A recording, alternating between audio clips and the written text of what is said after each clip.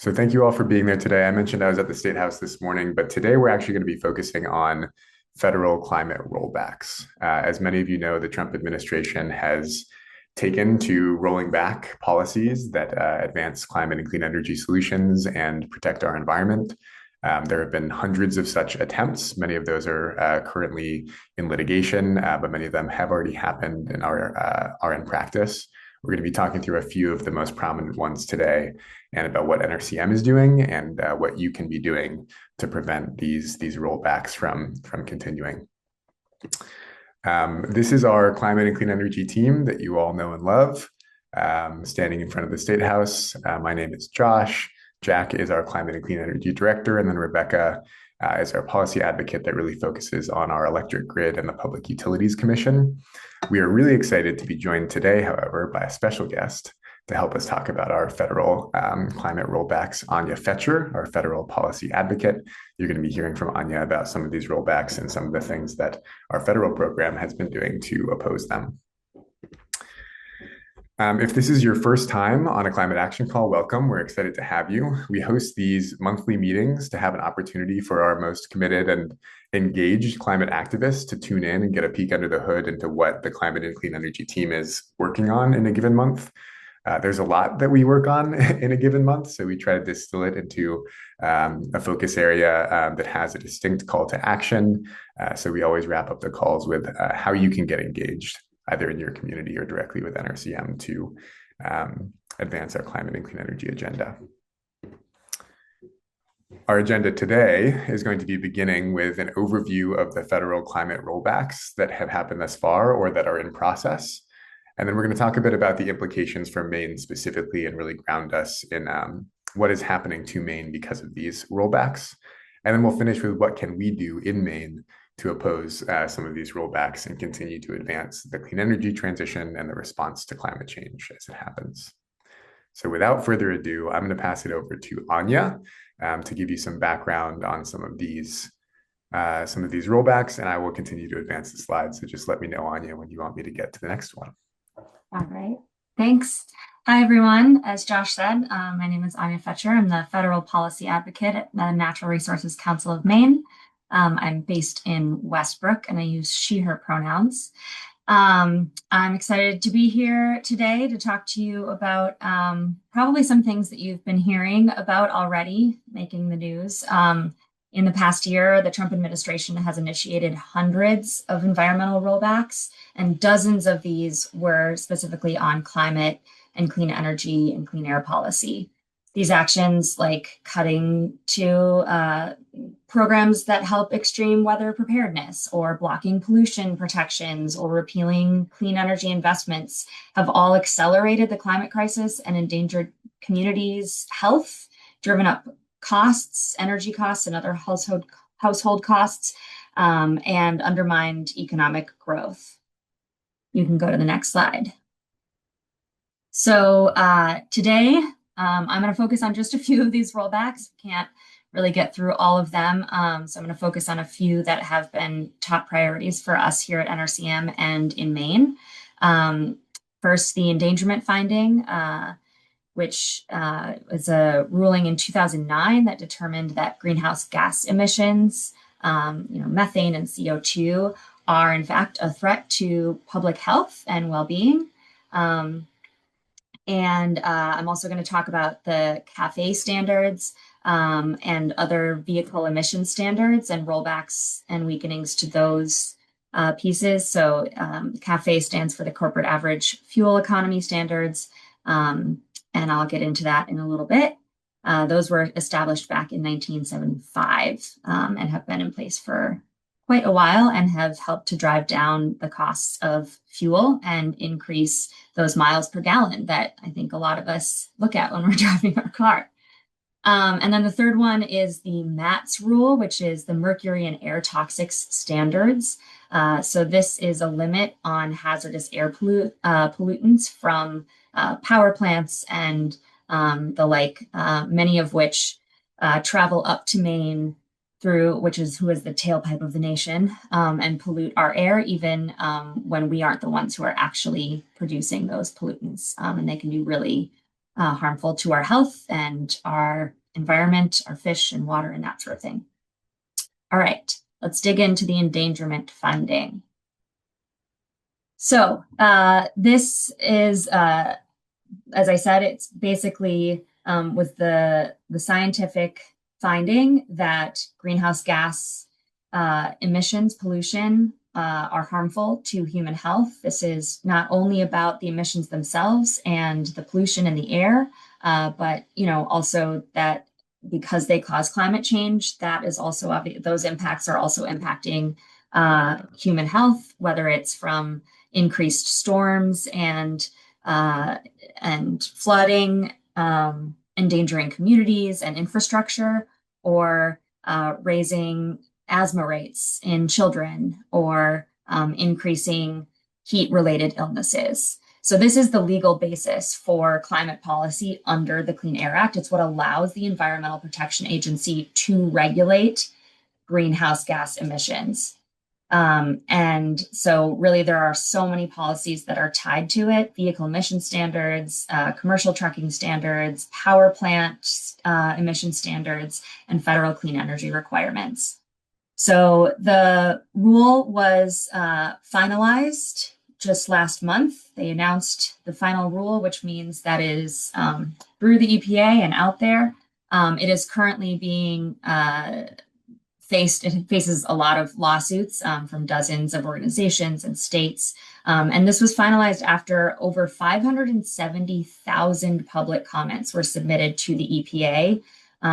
They still haven't even posted most of those comments, which is a little hard to reckon with. But I spoke at the public hearing, and over those 5 days of public hearings, and over 800 people speaking, there were about 20 people who were in support of the rule, and the rest were opposing it. So, yeah, it's probably the biggest one so far. As I said, it's facing a lot of legal challenges, and ultimately the Supreme Court will have a final say. But we know here that climate change is impacting our lives and our health right now. So that's the big one. All right, we can go on to the next one. So the next one is the CAFE standards. As I said, this is the corporate, sorry, I lost it. What's the word? Corporate average fuel economy. Average fuel economy. Thank you. Sorry, sometimes those words leave you. This is why we call it the CAFE standards. These are standards for These are standards for manufacturers. They're mandates for how ensuring that the fleets that they build, that they make and put out to be bought up by consumers, have a high fuel efficiency standard. Reversing these standards actually it lowers the projected fleet-wide fuel economy target this is for model year 2031. It lowers it from 50.4 miles per gallon to 34.5 miles per gallon. So it substantially weakens fuel efficiency requirements for new vehicles beginning in the late 2020s. And it's expected to increase gasoline consumption and emissions back to how they were with previous rules. So as you can see, this standard saved drivers $5 trillion in fuel costs and prevented 14 billion metric tons of CO2 emissions since it's been implemented. And obviously we're all working to reduce our dependence on foreign fossil fuels. You might have noticed, already there's a lot of talk about how recent actions around the world might impact our fuel costs. So reducing our dependence could go a long way. So the repeal eliminated all fees associated with the CAFE standards and reset these standards to those minimal levels at the 34.5 miles per gallon. Additionally, the EPA has repealed the greenhouse gas emission standards for motor vehicles. So this is it's tied, they're all tied together. They're all vehicle emissions and fuel standards. But both of these pieces, because they have to do with greenhouse gas emissions, after with the finalization of the endangerment finding, they have now essentially gone through, even without specifically the EPA needing to finalize it. It basically removes the EPA's legal authority to regulate tailpipe emissions on carbon and vehicle greenhouse gas standards for light, medium, and heavy duty vehicle. So, and this is a downer because the Trump's own analysis shows that this move on removing the CAFE standards and the greenhouse gas emission standards will increase costs for US drivers. So, all right, next slide. So the most recent rollback that was finalized just 2 weeks ago is the mercury and air toxics standards rule. So these standards limit the amount of mercury and other toxic emissions that come from power plants and coal-fired power plants. Mercury is a really powerful neurotoxin. It travels through the air, through water. Like I said, from those power plants that are south and west of us, coming up here, gets into our water and soil, concentrates in the food chain, especially in fish. It's particularly dangerous for pregnant women and young children, and it's a really big issue. So it's since the MATS rule has been implemented, there's been a 90% reduction in mercury emissions since 2012. There's been a huge reduction, 96% in hazardous acid gas emissions and 81% reduction in non-mercury metal emissions. This is something that has been a bipartisanly supported, including all of our members of our current delegation have supported the MATS rule and understand its importance and its how it plays in protecting our health. So by repealing it, the EPA finalized it, like I said, last month, February 19th. And this returns us to the 2012 level standards of compliance and is in particular, this is really a way to let our polluters off the hook. Those big industry polluters, the big power plants, it's really just giving them a free pass to put this pollution into the air. It's going to impact our health and they don't have to pay for it or do anything about it. So with that, I'm going to pass it over to Jack. All right. Thanks, Anya. So, hi, everybody. Thanks for being here today. Apologies that this isn't maybe our most bright spot of agendas here on the climate call, but it is really important. And I'm going to kind of pile on to what Anya is talking about because while the three policies that Anya mentioned are enormously consequential, there are a slew of other ways the administration and their supporters in Congress are working to undermine climate and clean energy policies and to prop up the fossil fuel industry. So one of the big ones was signing the 2025 reconciliation bill. This is the the one that was officially titled the One Big Beautiful Bill Act, which remains a national embarrassment that we pass bills titled things like that. But one of the biggest things that that bill did was largely repeal the Inflation Reduction Act, which eliminated clean energy tax credits. Um, and and what that effectively does is raise the cost of clean energy by about 30%, which makes it more expensive. And since most of Maine's electricity comes from natural gas and most of our overall energy use comes from fossil fuels, it makes clean energy technologies more expensive and keeps us using expensive fossil fuels longer. And as I will never tire of saying, fossil fuel dependence is the primary reason why our electricity prices are high right now. And actions like this will keep them higher for longer.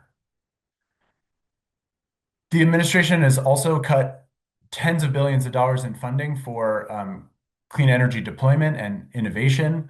This is everything from programs to help tribes and farmers lower their energy costs with solar, to supporting battery manufacturing facilities, which creates jobs and grows manufacturing capacity in the US and makes electric vehicles cheaper for everyone. This is the most pro-fossil fuel administration in history. They are ordering old and uneconomic coal plants to stay open, even when the operators of those plants are not finding them economic to run and want to close them down for pure cost purposes. One estimate is this will cost ratepayers between $3 and $6 billion between now and the end of 2028. And as Anya mentioned around the mercury and air toxics rule, we're breathing pollution from these coal plants staying open as we speak. The administration is working to use our public lands for more oil and gas production and a whole bunch of other things related to the oil and gas industry. For example, pipeline safety enforcement has dropped by half in the past 12 months. Again, this is just there's a whole number of examples here. And, the administration also has gone after already under construction clean energy projects, most notably offshore wind.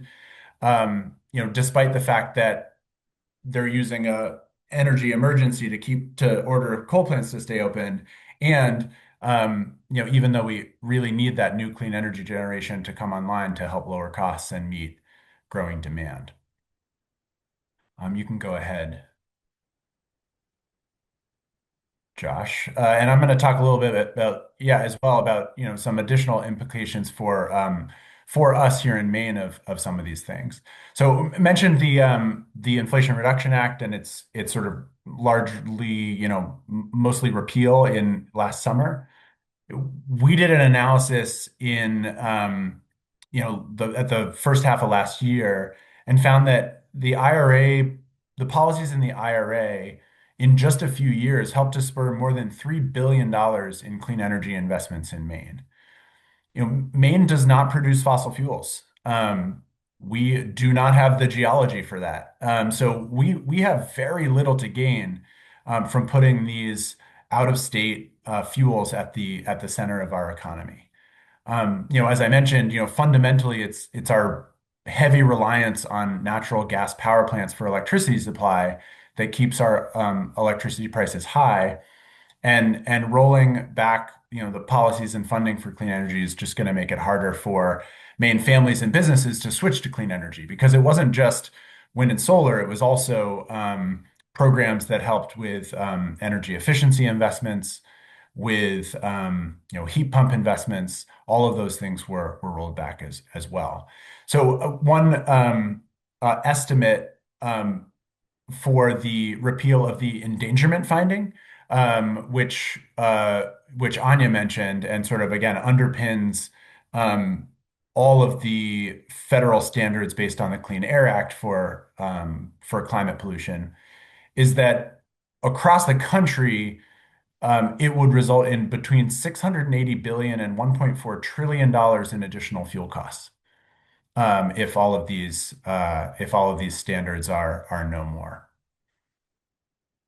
But it's not just higher costs in terms of utility bills. It's also health and climate impacts. The we have said for a long time, the sort of idea that Maine is the tailpipe of the nation, and what that means is that the prevailing winds blow across the country, and Maine is at the end of that, is at the end of those winds. So all of the air pollution coming from coal plants in Indiana or Pennsylvania or elsewhere end up in the air that we breathe and our children breathe. It also means that they're coming into our waters and our forests. Mercury, which is the subject, main subject of the mercury and air toxics rule, is a bioaccumulates, which means that the fish that we eat and fish for in our streams are going to have elevated levels of mercury compared to whether to if this rule remained in place. Um, and it's not going to help with the increase in climate impacts that we've been seeing here in Maine. We all remember the storms of just a few years ago that had major impacts on flooding inland and along our coasts. Um, there's a we've talked about the climate superfund bill on this call in on previous months.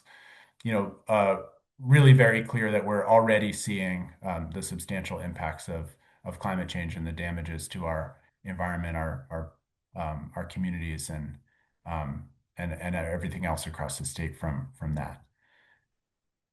And then I think lastly, we spend $4 billion a year on average, usually more than that, on out-of-state fuels.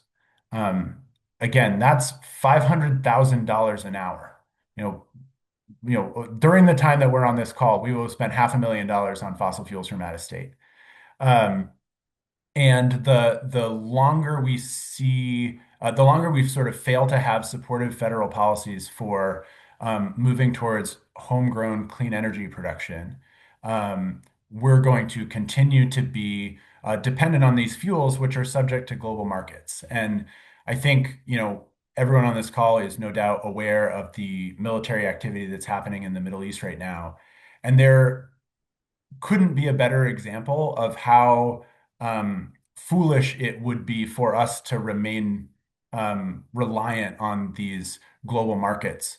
To be putting those at the center of our economy. It's happening today. We've already seen upward pressure on gasoline prices.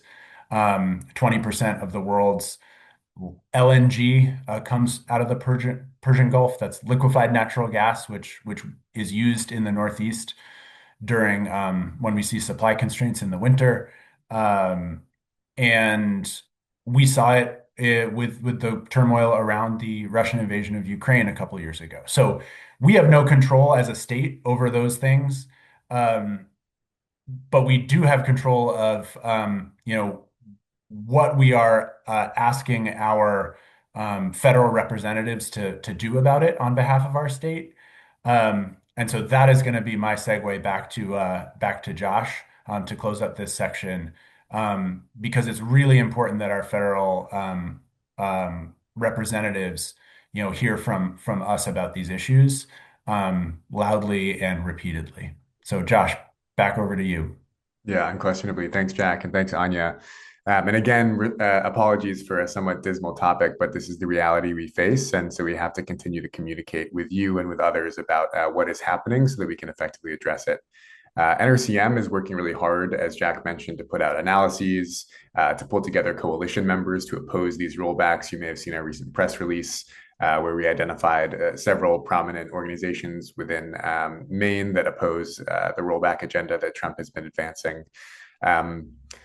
We are doing all of this so that we can equip our members and supporters with the tools they need to be able to effectively talk to friends, family members, and the congressional delegation in Maine. And so that is really our call to action today, is to encourage you to contact your members of Congress and communicate to them that you oppose the Trump administration's climate rollback agenda. We have a small but mighty federal delegation here in Maine. We only send 4 people down to DC, but Senator King is an extremely respected and long-serving senator with an independent voice in Congress. Senator Collins is the chair of the Appropriations Committee and has a ton of power and control, and also serves as a centrist, moderate voice. Jared Golden is one of the most centrist Dems in the entire body of Congress. And so a lot of people look to him when it comes to making decisions on some of these key provisions. And Shelley Pingree is largely a climate champion and a climate leader in the caucus down in Congress. So all of these 4 members of Congress play a really outsized role, I think, relative to the size of Maine, and need to be contacted about this flurry, really, of rollbacks that the Trump administration is seeking to push through.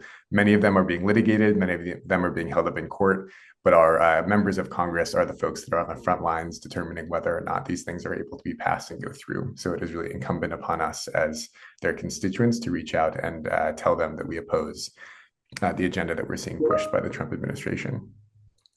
We are also going to seek to provide more direct contact for our members and supporters with members of Congress coming up. After the State House legislative session, we will be organizing a lot of in-district meetings. Anya is going to be leading that charge. And so we'd really like in advance, if you already know that you would like to be a part of an in-district meeting somewhere in Maine near you, to meet with either a Congress member or representatives of staff people of that Congress member, please do reach out to Anya in advance so that we can begin finding contacts that would be willing to sit down and talk with members of Congress. I can't say it enough. This is the primary thing we focus on. It is so important that people are reaching out to their elected officials to let them know what they want to see. And our elected officials play a really big role in determining whether or not the Trump administration is able to continue propping up the fossil fuel industry and rolling back climate policies that have been hard fought and hard won, in part thanks to NRCM and others in the past. So we hope that you will take the opportunity right after this call to reach out to your members of Congress and then reach out to Anya if you would like to be part of an in-district meeting in the next few months. I also just wanted to identify an opportunity to engage with us in the nearer term. Next week, we are going to be holding the Land for Maine's Future State House Lobby Day. Many of you on this call I know are very familiar with our State House Action Day that we hold every year. We're actually doing this as a replacement for our State House Action Day this year. So if you haven't seen communication about State House Action Day, it's because we were focusing on Land for Maine's Future. This is Maine's most important and most prominent land conservation effort. It's a program that needs to be regularly funded, and funding is running out at the end of this year. There are a few different pieces of legislation. We have a few different safeguards to try to ensure that LMF is fully funded by the end of this session and does not run out of funding to continue preserving, purchasing, and providing access to our great outdoors. But we really need folks to stand up and in a tight budget year, come out and say, no, we really need to see continued funding for Land for Maine's Future program so that that program does not collapse, which would be really catastrophic. So next Thursday, March 12th at 8:30 a.m., I will include a sign-up link for that.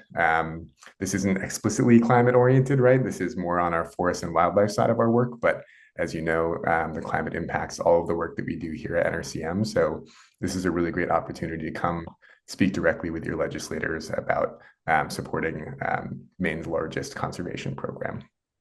So we'll hope to see you there. I'll leave this up for just a moment before I pull down slides. These are all the ways that you can get in touch with us. I will send out a follow-up email, including to those who might not have been able to tune into the call today, with all the information that we discussed, including a recording of this video.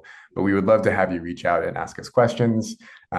If you are wanting to take, your own story when it pertaining to climate change or clean energy transition into your own hands and write a letter to the editor or an op-ed. We love working with people on, getting good messaging out there to the rest of Maine, the folks that might not be tuning into this call. So if you want to write a blog, an op-ed, or a letter to the editor, please do reach out. Or if you want to get in touch with your representatives and you have any questions about the best way to do so, that's our bread and butter, that's our specialty. So we certainly hope to hear from you in that regard. I know that there are some questions out there. And I just have to start with this question from Jake. And Jake, I don't know if you did this intentionally, but you're really teeing up Jack to talk about his absolute favorite topic. So we will begin with that question. And just to reiterate the question that Jake asked in the chat, can you please point me to the argument of why fossil fuels will make energy more expensive if you don't count externalities? Yeah, thanks, Josh, and thanks, Jake, for the question. I'll start by just talking about what externalities are for folks that don't know what those are. So, what externalities is sort of like in the economics, field. It's what you call things that don't have like a price attached to them.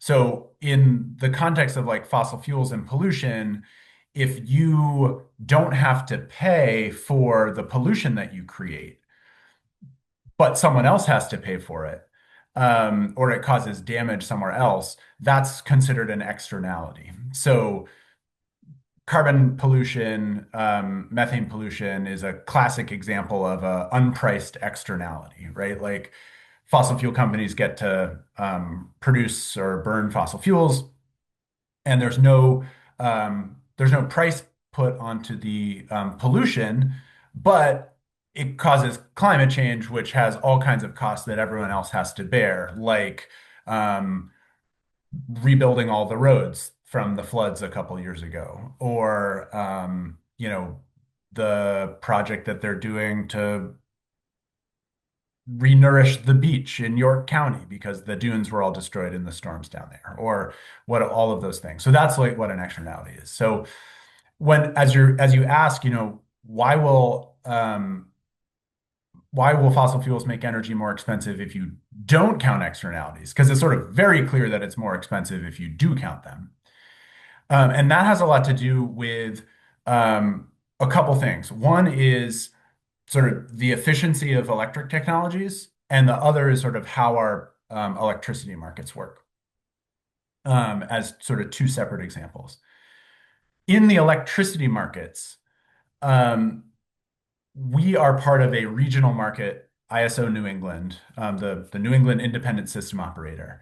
And on a minute to minute, hour to hour basis, the system operator calls on the power plants in order of how much they bid in to sell power into the market. So most clean energy projects bid in at zero because they have no fuels and it costs almost nothing to run once it's built. Um, Fossil fuel plants like gas plants and oil plants and others usually bid in at a level that's related to the cost of the fuel at that given point. And in New England, when we get to moments of high demand where there's a lot of, either it's a hot summer day or a cold winter day, um, there's a lot of competition for those fuels. And so the cost for the running those plants it spikes. It goes super high. And we also end up calling on not just gas plants, but like oil plants and or gas plants that can sort of also burn diesel for a short period of time, sort of firing different fuels. And that is really, really, really expensive. And that is why New England has high power prices, is because of those moments of constrained supply as it relates to energy demand. Clean energy helps solve that problem. We're already seeing this with the Vineyard Wind project in south of Nantucket, coming along, was producing energy during the cold snaps this winter. Solar played a big role in meeting demand during the heat wave of last summer on June 25th. We have a couple of blogs that are up on our website that sort of walk through some of this sort of stuff. And I guess the specific reason I phrased it in that way, Jake, was because by slowing the adoption and by weighing down the economics of clean energy, we're prolonging that expensive electricity environment that we're in right now, where we're dependent on fossil fuels and paying a lot for electricity. So that's the electricity piece. Really briefly on the efficiency piece, electric vehicles, for example, as of right now, are like just above being equal in cost to a comparable gas vehicle, but they cost a lot less to operate. And part of the reason is because fossil fuel equipment, generally speaking, is not very efficient compared to its electric counterparts. In a gas car, about 80% of the power that is in the fuel gets wasted as heat. It's only about 20% efficient. Whereas an electric vehicle can be up to 90% efficient, all told. So even though so you're getting a lot more out of what you put in from a sort of pure energy accounting perspective. And so that's one of the big advantages. Similar with heat pumps, they're not actually creating the heat, they're sort of collecting it and moving it into your heated space. And so they can be as much as 300 or 400% efficient, depending on the sort of conditions and the setup, um, relative to the amount of electricity that comes in. Whereas, if you're burning something, the best you're going to do is 100% efficient, for example. So those are just a couple of the ways. Yeah, and I would just layer it with, we already mentioned the volatility in a global fossil fuel market, but when fossil fuel prices globally are impacted and we are reliant on those fossil fuels to do the things we do, whether it's transportation or heating in our homes, then we are subject to price fluctuations that we have no control over. Whereas if it were clean energy that is homegrown, we have a lot more control over the sourcing of that energy. Yeah, Josh, I want to just say one more thing related to federal policy. And I know, Daniel, you've been waiting patiently. Thank you for raising your hand. Um, one of the policies of the Trump administration is to expand exporting of liquefied natural gas. So that's where you take natural gas and you cool it all the way down into a liquid to, I'm not sure exactly what the number is, but it's like hundreds of degrees below freezing. And then you ship it in these big tankers to wherever it needs to go. When New England gas supply is constrained, because some of the natural gas that comes into New England goes to heat people's homes. And so in the winter, they get first priority. You can't turn off people's home heating. They go first.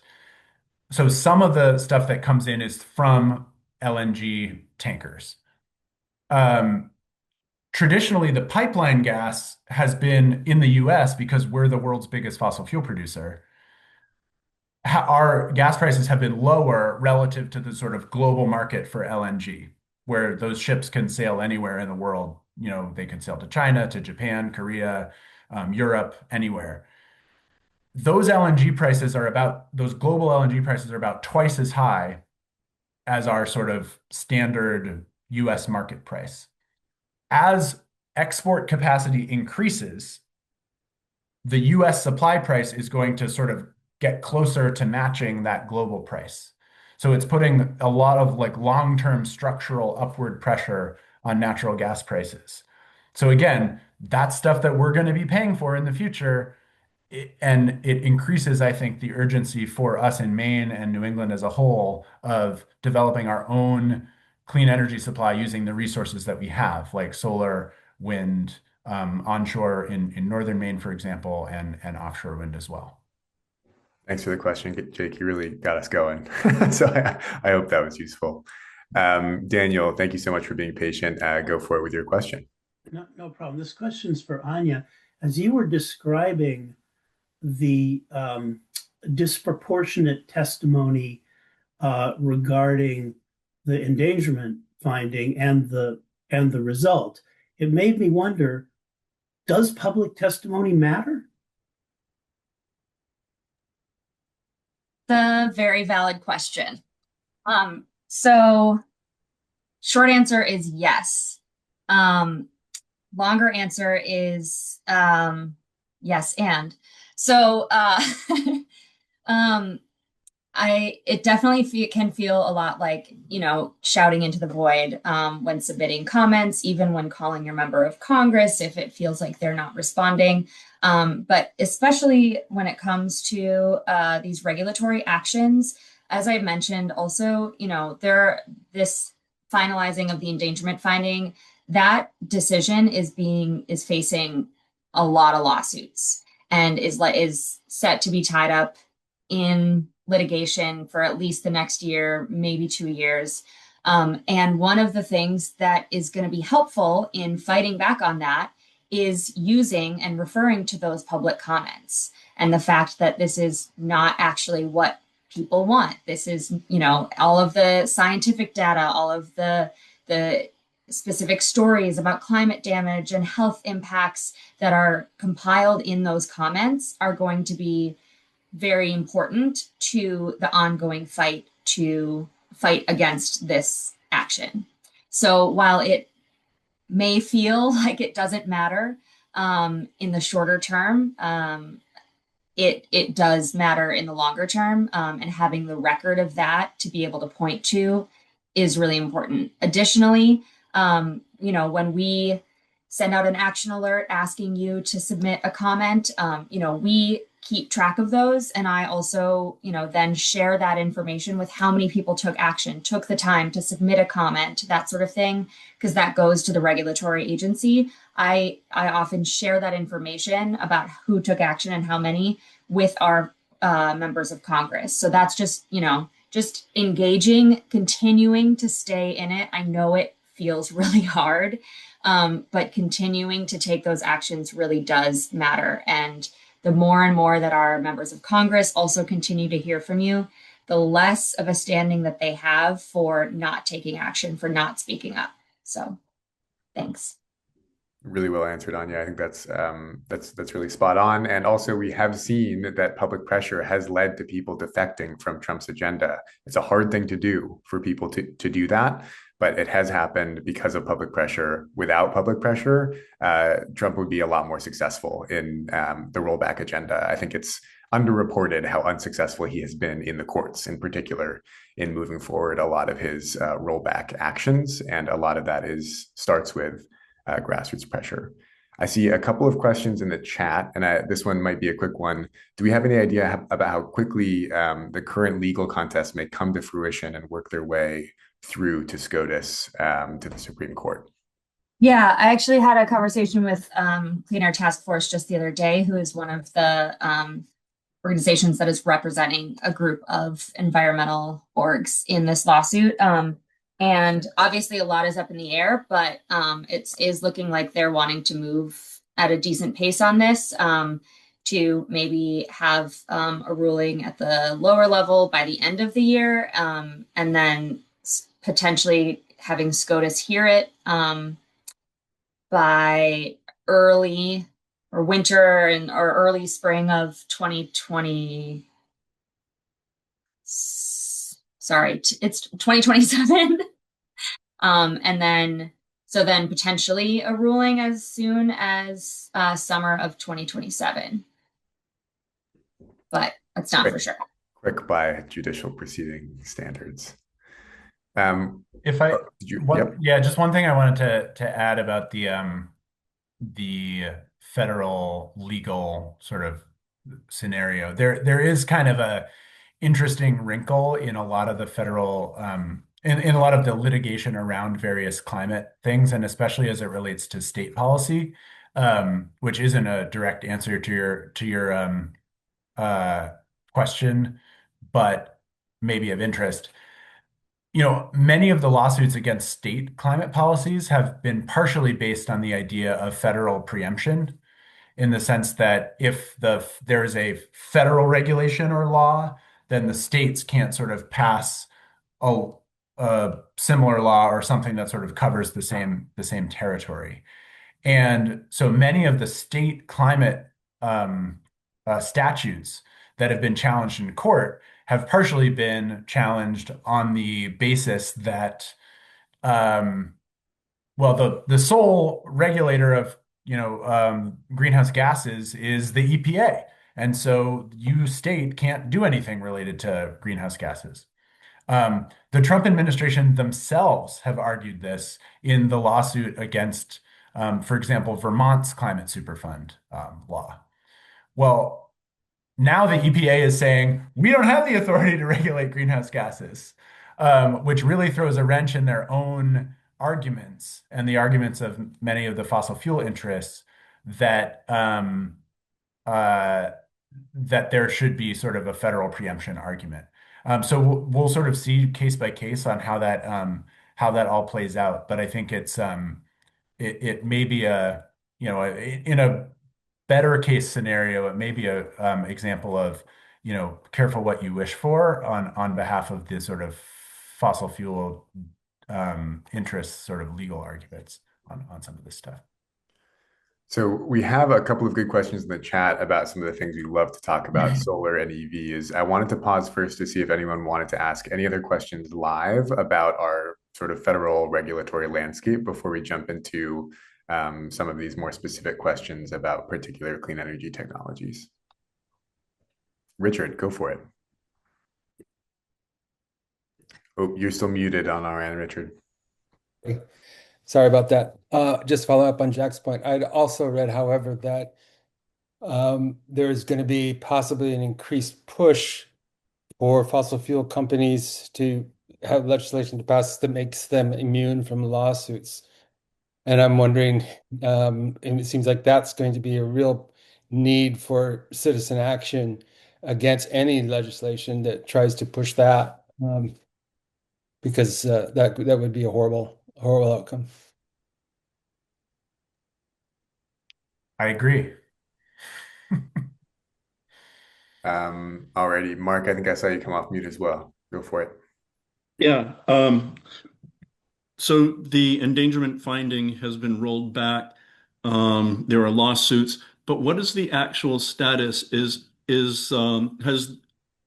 there been a suit in Court of Appeals that might stop the rollback temporarily, or are we going, or is it going straight to the Supreme Court and and the rollback is in place until that point?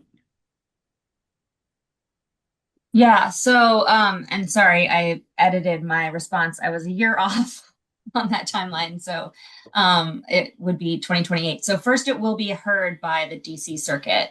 So that will be the first round. That's where the arguments would be heard by the end of this year. So there would be an initial ruling, which I mean, this is all hypothetical, right? It depends on which way things are ruled and whether it goes forward. As far as I know, there has not been a hold placed on the final rule. Do you have a sense of that, Jack? That like it's currently final. It is what it's the rule that EPA is following in how they regulate clean air and pollution. So as of now, it's in effect. Um, There are no current federal greenhouse gas standards in effect for any source of pollution as of right now. And there would have yeah, to be like we're breathing all that good stuff an in. injunction placed by a court in order for that to stop being the rule. Correct. And an injunction would come from the appeals court? I believe that's right. There have been federal judges have done this with several other rulings over the past. So that's where it would initially come in, and then I'm sure it would continue to proceed to the Supreme Court. Thank you. Okay, we are closing in on our time here, but we do have a couple good questions in the chat, so I do want to address them. The first question is pertaining to solar, and it's maybe indirectly related to federal rollbacks, but it's a question about being able to buy shares into more than one solar farm, and wondering where things currently are with that. Jack, is that something you want to jump in on?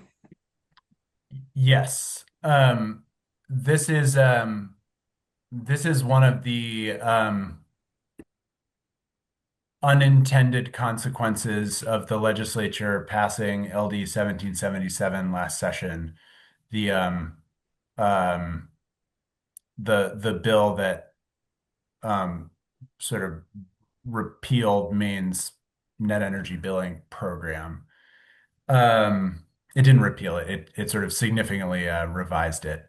Um, what this was sort of intended to be talking about was people that were subscribing to solar community solar projects. So the whole piece where you know get the mailer that says save 15% on your electricity bills, and you sign up and you get assigned shares of a community solar project.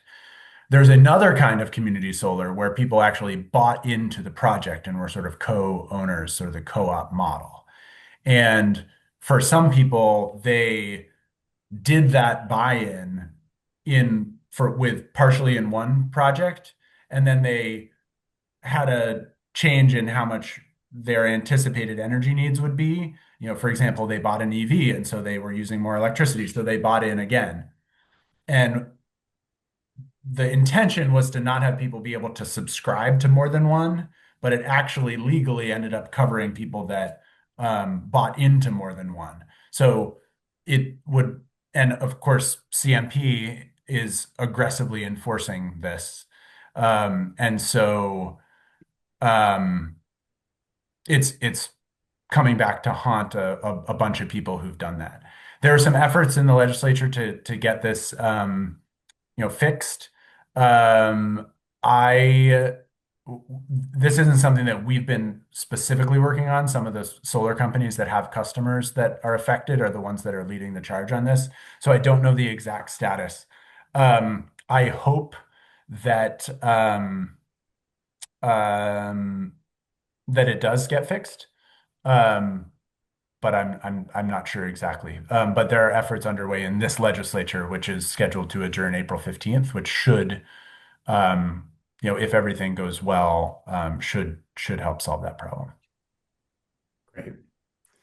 Alrighty. So Halsey asked how NRCM plans to continue advocating for electric vehicles, even with the federal tax credit having been rolled back and a lot of pressure put on the Trump administration in opposition to the EV manufacturing domestically. This is a really great question, and I think offers the opportunity for us to emphasize that despite the Trump administration's efforts to roll back climate policies, the clean energy technologies and solutions that we've long been advocating for and talking about are still the right solutions that we will continue to advocate for. With EVs, it is still the case that electric vehicles are much less polluting than their combustion engine counterparts. And even without some of the subsidies and support from the federal government, it is also still true that over the lifetime of an electric vehicle, you'll end up paying less because of the reduced fuel and maintenance costs that this technology offers. We are excited because this is the year that we were doing our next round of our electric vehicle survey. NRCM is the only organization statewide that does a survey of all EV owners in the state of Maine. And I did want to share that the last time we did this EV survey in 2022, we do it every 4 years. There were 6,500 electric vehicles registered in the state of Maine. Now there are over 22,000 EVs registered in the state of Maine over that 4 year period. So nearly 4 times as many. That's incredible progress. It's a testament to the fact that the technology does in fact work and is saving people money and is fun to drive. All of these things we found in our last survey. We will be sending that survey out in April to all of the registered EV drivers in Maine, and it will provide us some firsthand insight into what it's like to be an EV owner in the state. We're going to have to change our practices a little bit because we have so many more EV owners in the state that it's going to be harder to process data and figure out how to get that mailing out to everyone. But we're excited to move forward with that. So a big part of what we're doing is continuing to work on the education piece. This is a matured technology that continues to get better year over year. It is true that the Trump administration is throwing some sticks into the spokes and trying to slow down that progress. But EV technology has really matured to the point where we are really confident that EVs will continue to win out in the marketplace, and that is bearing true in many other nations that are not the United States that are much farther ahead of us, unfortunately, and are going to have a competitive edge on US car manufacturers because we are not helping our own domestic manufacturers out. So that's a long-winded answer, but we are certainly still going to be advocating for electric vehicles. I have a blog that will be coming out in the next few weeks about the state of the EV marketplace in the US and in Maine. And then you can enjoy looking forward to completing the electric vehicle survey if you are an EV owner, but reading about all of our takeaways from that EV survey throughout the course of the summer, where we'll also be interviewing a lot of electric vehicle owners throughout the state and getting some firsthand insight into what their ownership experience is like. So in a lot of ways, Halsey, we're continuing to advocate for electric vehicles and we're excited about it. Do you have a follow-up to that question? Yes. I would like to suggest that NRCM consider a program of partnering with car dealerships to sponsor an EV education day at the dealership. Oh, I love that. I recently had a conversation with a salesperson at the Row Auburn facility because I had to take my Kia in there for service. And so I wanted to just know what their perspective was from the car dealer's perspective and also their experience with customers. And it was very educational. I mean, I won't take a lot of time to share all of it, but I'd be glad to share it with you and Jack anytime you'd like to know. But one of the things was that the car dealers are they're not against EVs. They would just as soon sell an EV as a regular vehicle. There's not a one way or the other when it comes to the dealer. But the other thing is, this guy said that most people, when they go to buy a car, they know what they want before they come in. They think. Right. So it's an education thing. And the car salespeople know that you need to test drive a car before you buy Right. it. Right. So that people have to have firsthand experience. And that leads me to the next place that you might be able to see me in person is March 28th in South Portland. They have a green home and energy show every year that I would highly recommend to anyone who is within a driving radius or a transit radius of South Portland. It's a really phenomenal EV ride and drive that also has a lot of vendors on hand showing energy efficiency solutions for your home. So I will be there with NRCM. It's an opportunity for you to get behind the wheel of an electric vehicle and test drive it so that you can really have that experience and feel more trust. That does take us to the end of our hour. I don't want to hold people over. I do apologize for bringing us right to the brink here, but we will have a recording of this call. We'll share a follow-up email with a lot of other resources. And I did just drop a link to this really cool Cultura source that allows you to check out EVs near you and do some cost comparison analysis between combustion engine vehicles and EVs. So do check that out. Thank you all so much for joining us today, and keep an eye out for our follow-up email tomorrow.